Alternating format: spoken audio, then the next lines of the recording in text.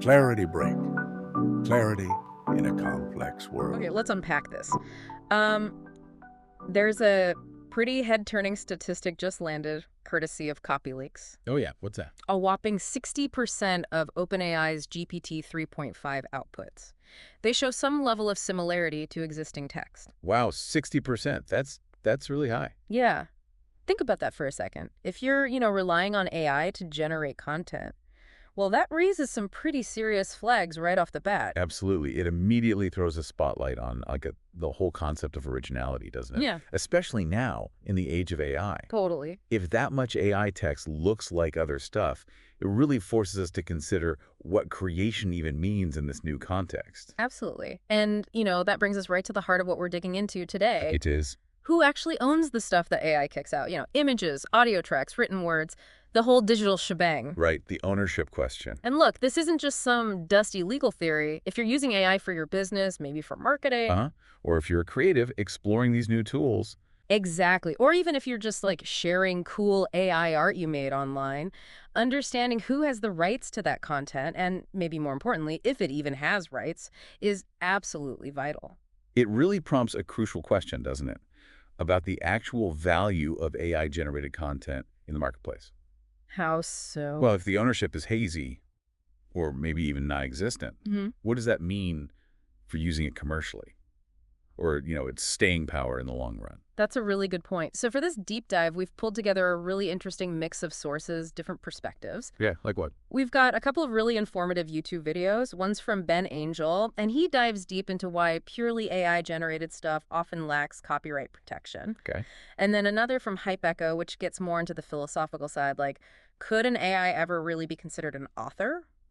Interesting question. We also dug into a pretty detailed report from the European Commission. They're tackling the intersection of AI and copyright head on. Ah, the EU perspective. That's important. Definitely. Plus, a thought-provoking article from the Harvard Business Review that really frames the IP challenges. And finally, we checked out a recent video from Think Media. They're breaking down YouTube's brand new rules about disclosing AI-generated content on their platform.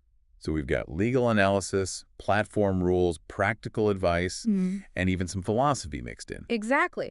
If you connect these different pieces, you can see this real-time global discussion unfolding. You've got legal frameworks, like in Europe, trying to adapt, Uh-huh. while platforms like YouTube are setting their own practical guidelines for their users. It's a really multifaceted issue, no single easy answer. Right.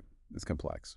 So our mission today is pretty simple, really. We want to cut through the legal complexities, the hype, all that noise surrounding AI, and just give you a clear picture of where things stand right now regarding who owns AI-created content, based on everything we've learned from these sources. Sounds good. So where do we even begin to unravel this ownership puzzle? Well, I think a fundamental point that comes up again and again across several sources is this: purely AI-generated content, just on its own. It doesn't usually qualify for traditional copyright protection. Right. Ben Angel's video really highlights this, doesn't it? He references Daniel Jays, a law professor, who explains that when a machine and a human work together, copyright law really only recognizes the human part, the human contribution. Okay, so if I just type a prompt into, say, an AI image generator and it spits out a picture, that image doesn't automatically get the same legal shield as if I had, spent hours painting it myself. That's basically the core of it. The U.S. Copyright Office, they put out guidance last year, which Ben Angel also mentions, and it reinforces this. That I say. They explicitly state that copyright can only protect material that is the product of human creativity. That word human is the key. Huh. Yeah, the whole legal tradition of authorship, it's really tied to human intention and expression. Our current legal frameworks just aren't set up to see a machine as an independent creator in the same way. So, okay, for you, the listener, the crucial takeaway here seems to be, if you're generating content solely through AI, maybe a blog post, an image for your website, a piece of music, that content might not have that legal invisible shield, as Ben Angel calls it. Exactly. Which means it can be much easier for other people to just copy and use it, and you might not have much legal recourse. Wow. And Ben Angel makes a pretty compelling argument about this. He says, without copyright, information-based products can become, and I think his word was worthless in a sense, because their originality, their profit potential, it's not legally protected. It's like building something without putting a fence around it. That's a good analogy. Copyright is Right. like that fence around your creative property. Yeah. But what we're seeing with purely AI-generated stuff is that, according to current law, that fence, well, it might just not be there. Which kind of paints a picture of a bit of a Wild West scenario, doesn't it? That's a phrase Ben Angel uses, and it feels pretty accurate. Captures the uncertainty. It really does. And if anyone can just replicate AI-generated content easily, it could seriously devalue products and services built around it. Yeah, the risk of devaluation is a big concern. Definitely. If the barrier to creating certain types of content just drops to almost zero because of AI, the market could get flooded. And that makes it much harder for creators, human or AI-assisted, to stand out, to make money from their work. And it sounds like businesses are already starting to notice this, taking steps. Ben Angel mentions companies are increasingly using AI checkers. Right, to make sure their employees or consultants aren't accidentally plagiarizing or maybe creating content that they can't actually legally protect. It's also about maintaining publishing integrity, as he points out. Yeah. Companies want to be sure the stuff they put out is legitimate, won't cause legal headaches later. Makes sense. It's also really interesting hearing about Amazon apparently warning their employees against using third-party generative AI tools, especially for sharing confidential company info. Oh, really? What was the concern there? Well, according to Ben Angel's video, the worry seems to be twofold. One, the AI companies themselves might end up claiming rights to the outputs. And two, sensitive company data could potentially be extracted from the prompts or interactions and then maybe distributed somehow. That's a serious risk for any business. It really highlights a kind of dual risk, doesn't it? Not only might you lack ownership over the AI content you create, Right. but just using certain AI tools could potentially compromise your own confidential information. Yeah, definitely something to be wary of. And Ben Angel also touches on a real irony here. What's that? Well, the AI models themselves, they're often trained on these massive amounts of copyrighted material, Yeah. frequently without any direct benefit or compensation going back to the original copyright holder. Right. That's a huge point of contention. It does feel a bit like the Wild West in that regard, as you said. And this whole issue of training data, it's actually a central focus in that European Commission report on AI and copyright we looked at. Okay, so what's the EU perspective on the training data issue?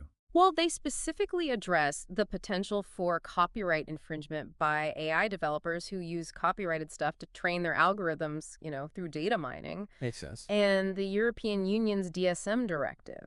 That's their attempt to strike a balance here. Think of it like setting some ground rules for AI developers using existing content. So what are the rules? Well, it allows data mining in some research contexts, but there are caveats. It's meant to protect copyright holders from unauthorized commercial exploitation. So the EU is looking at both sides, how AI models are trained and who owns what AI creates. Precisely. The European Commission report mentions that DSM directive. It introduces some exceptions for data mining, like for scientific research, provided they have lawful access and the copyright owner hasn't explicitly said no. Okay. But, and this is important, these exceptions also need to avoid conflicting with the normal commercial use of the original work. So it's a really delicate balancing act, trying to encourage innovation while still protecting creators' rights. It sounds like the EU is trying to bring some legal clarity, but it's definitely not a completely free pass for AI developers. That's right. And then when it comes to the copyrightability and ownership of the AI-generated works themselves within Europe, the report emphasizes that fundamental requirement for originality. Ah, originality again. Yeah, the work has to be the author's own intellectual creation, which again brings us back to the idea that purely AI-generated content without significant human input is probably going to fall short of that legal standard for copyright protection. Right. And copyright law in Europe, like globally, isn't one single system, is it? No, exactly. The European Commission report points that out. While there's some harmonization in the EU, copyright law is still largely determined at the national level. So the specific rules can differ quite a bit from country to country. It just adds another layer of complexity when you're trying to figure out who owns AI content across different places. Definitely. Now, what happens when a human is involved, provides input? The European Commission report specifically raises that question. Who holds the copyright over something created using an AI tool, but guided by human prompts and direction? This is where it gets really interesting and, frankly, quite murky. So what does the EU report say about that? Does the AI Act help? Well, the report introduces the EU's Artificial Intelligence Act that's set to be fully enforced by 2026. Yeah. Now, while the main body of the act doesn't directly tackle copyright ownership, Okay. the recitals, which are kind of like introductory notes explaining the law's purpose, they do touch upon those data mining exceptions we mentioned. And crucially, they require providers of generative AI models to give a detailed summary of the training content they used. Why is that important? The idea is to empower copyright holders, to give them a better understanding of how their work might be being used so they can potentially enforce their rights. So the AI Act is more about creating transparency around how the AI models are trained rather than explicitly defining who owns the output. That seems to be the key distinction, yes. It's a step towards giving copyright holders more info about the training process. But the actual ownership of the content these models generate, that's still largely governed by existing copyright laws and the specifics of each situation. Okay. And the European Commission report then goes on to outline the various possible ownership scenarios. And it sounds like there's no single clear-cut answer there either. Absolutely not. They highlight that ownership can really depend on a few key factors. Like what? The specific laws of the country you're in, obviously, the extent to which a human was involved in the creative process versus the AI, and very importantly, the terms and conditions set by the company providing the AI service you're using. Ah, the dreaded TNCs. Exactly. So ownership could potentially rest with the developers who created the algorithm. Okay. It could be the user who provided the prompts, and the report actually suggests this is the most common setup currently. Or it could even be that no one legally owns it, either because it doesn't meet the threshold for copyright protection or because the AI platform's terms explicitly put it into the public domain. Wow. So that last point is absolutely critical for you, the listener, right? Definitely. You need to make it a habit to carefully read the terms and conditions of any AI tool you're using to generate content. Because those agreements often state exactly who owns the output and what rights you have to use it, especially commercially. Precisely. Don't just click agree. Which naturally leads us to the potential risks involved in actually using AI-generated content commercially and the possibility of accidentally infringing on existing copyrights. Yeah, even if you, as the user, are technically considered the owner of the AI output, there are still potential legal minefields. What's the biggest risk there? Probably the fact that the AI-generated content might, without you even realizing it, reproduce elements of pre-existing copyrighted works that were part of its massive training data set. Oof. So you could face copyright infringement claims even if you had no intention of copying anything. Potentially, yes, even if it's unintentional. Again, as we said, the terms and conditions of the AI service itself might put restrictions on how you can commercially exploit the content, even if you technically own it according to them. So what's the advice then? Well, this is why the European Commission report strongly recommends choosing AI service providers that can demonstrate they use legally sourced and properly licensed training data. Okay, that makes sense. Ideally, you want a provider that also grants you broad commercial usage rights to the content you generate. And importantly, one that doesn't reserve the right to reuse your creations for further AI training without your explicit consent. Right, right. The report even includes a really practical compliance checklist, doesn't it, for choosing an AI service provider? Yes, and it's really useful. It prompts you to ask some crucial questions, like they confirm they have legal rights to use their training data. Have they been involved in any copyright lawsuits? Can you train the AI using your own proprietary assets? Will the platform claim any ownership rights over what you create? What commercial rights will you have? Do they offer any disclaimers about liability for infringement? That's pretty comprehensive. And one more really practical tip they give, do reverse image or text searches yourself. See if your AI-generated content looks suspiciously similar to anything already out there. That's such a simple but smart piece of advice. Just because an AI made it doesn't mean it's automatically unique or legally clean. Exactly. It really underscores the importance of due diligence on the user's part. AI is powerful, but it doesn't absolve you of the responsibility to make sure you're not stepping on someone else's IP rights. Okay, let's shift focus slightly. That YouTube video from HypeEcho, it raised a really fundamental, almost philosophical question. Which was? Can an AI algorithm, in and of itself, ever be considered an author? Yes, the authorship question. This really gets to the core of our traditional understanding, which is so closely tied to human consciousness, intent, creativity. Right. The counterargument, as HypeEcho presents it, is that AI systems are ultimately just very sophisticated tools. They operate based on the data they're trained on and the algorithms dictating how they generate outputs. Yeah. They don't have intent in the human sense. So if we started granting AI the status of author, it could really shake up the foundations of intellectual property law as we know it. It certainly would. It opens up a whole host of complex legal and ethical questions. Yeah. If an AI can be an author, what rights does it get? How are those managed? And what does it mean for the whole system of incentives that copyright law provides to human creators? Yeah, Hypeko also touched on that debate. Should we even be granting copyright to purely AI-generated content? Yeah. Balancing the desire to foster innovation with concerns about giving legal rights to non-conscious entities. It's a real ethical tightrope. It forces us to think deeply about the purpose of copyright, doesn't it? Is it just about incentivizing new works? Or is it also about recognizing and rewarding human ingenuity and self-expression? Big questions. Definitely. Now, let's bring in the latest developments from the platforms themselves, specifically YouTube, covered in that Think Media video. They've recently rolled out new rules about AI content that creators really need to know. Right. This is a very tangible example of how platforms are grappling with this. YouTube's new disclosure requirement, which started in March this year, is mainly about transparency for viewers. Okay, so what's the rule exactly? Basically, if you're creating what YouTube calls realistic content stuff, a viewer could reasonably mistake for depicting a real person, place, or event, and you used altered or synthetic media, including generative AI, you now have to disclose that to YouTube when you upload. There's a checkbox in Creator Studio. And what counts as realistic? What are the specific scenarios? Good question. YouTube highlights things like making it look like a real person said or did something they didn't, significantly altering real footage of events or places, or generating realistic-looking scenes that never actually happened. In those cases, you need to tick yes for altered content. Got it.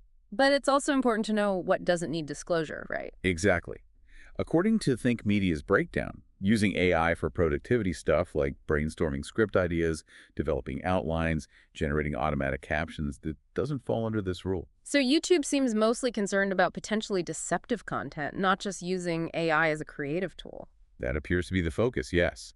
Addressing content that could be mistaken for reality. And they also clarified that obviously unrealistic stuff like animation, fantastical special effects, general visual enhancements that aren't trying to fool anyone, those don't need disclosure either. Right. And it's interesting, YouTube has actually expressed a pretty positive outlook on AI's potential to unlock creativity on the platform. I think Media mentioned they see it as a significant new frontier for creators. But there are stricter rules for certain topics, aren't there? Yes. Much stricter rules and potentially bigger penalties when AI content touches on sensitive topics like health, news, elections, finance. What happens then? If AI-generated content in those areas isn't properly disclosed by the creator, YouTube might actually add their own disclosure label to the video. Wow. Okay. It really underscores their sense of responsibility about trustworthy information in those critical areas. And repeated failure to disclose in these sensitive categories could lead to content removal, even suspension from the YouTube Partner Program. It's serious. And how does YouTube even find this stuff? Well, Think Media mentions viewers can actually request removal of content they think violates these rules through YouTube's existing privacy request process. So there's a community moderation aspect too. Okay, so for YouTube creators listening, the advice from Think Media seems pretty clear. If you're using AI to depict identifiable people realistically or creating realistic but fake scenes, disclose it. Be transparent. Right. But using AI as a tool for outlining, scripting, editing, music, voiceovers, that generally doesn't trigger the mandatory disclosure. And Think Media also highlighted those increasingly sophisticated AI tools, like InVideo AI, that can automate a lot of the video creation process. And using those is generally okay without disclosure, seen as a production aid. Exactly. Okay, so let's try and bring all of this together. What are the key takeaways for you, our listener, when it comes to that crucial question?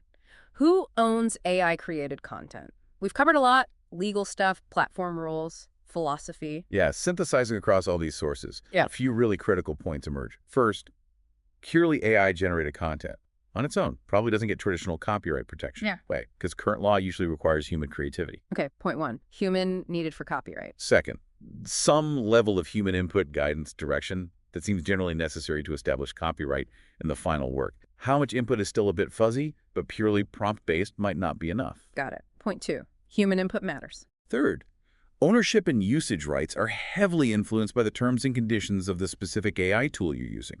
You absolutely have to read those agreements. They dictate the rules. Point three. Read the T&Cs. Seriously. Fourth, be cautious about potential copyright infringement.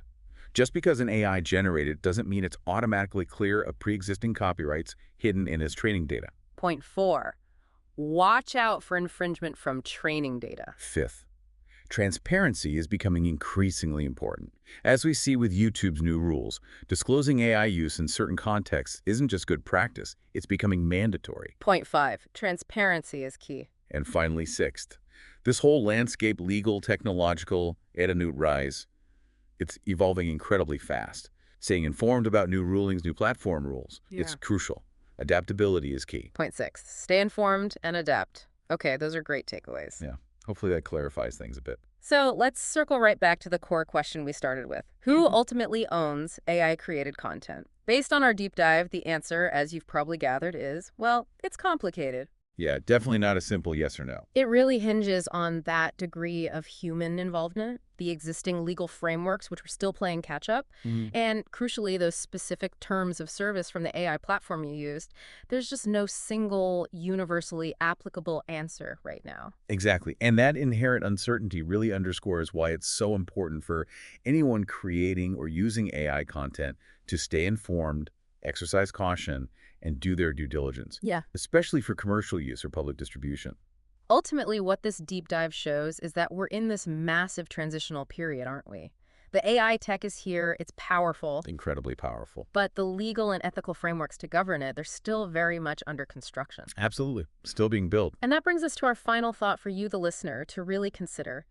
As AI's creative capabilities keep advancing, maybe even astonishingly fast, how will our fundamental definition of originality evolve? Good question. What value will we, as a society, place on content made by humans versus content made by machines? And what profound implications will these shifts have for the future of intellectual property, for creative expression itself? Definitely something to really ponder, isn't it? As we all navigate this rapidly changing world. Big questions for the future.